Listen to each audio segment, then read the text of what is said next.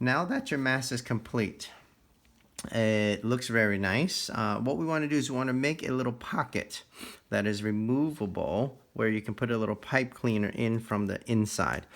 Many other masks that we've seen, they kind of sew the pipe cleaner in, and the difficulty with that is inside the pipe cleaner it's a metal wire, and sometimes that can corrode or poke you. So we are making this where we have a pocket so you can actually remove it before you wash it.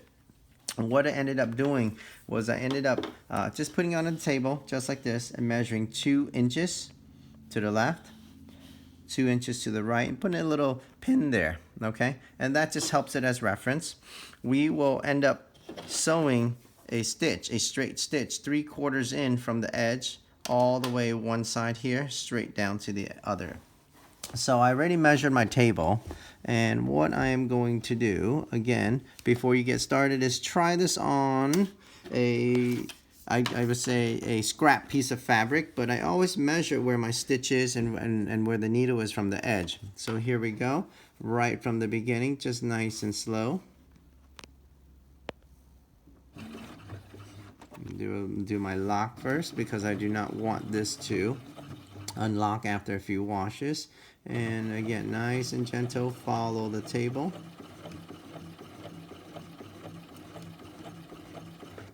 By now you should be very familiar with your sewing machine, and so what I'm doing is there are different markings on the table itself right over here, so I'm just following the outline and I know where my measurement is, and once I get very close right over here, now I'm going to do a lock.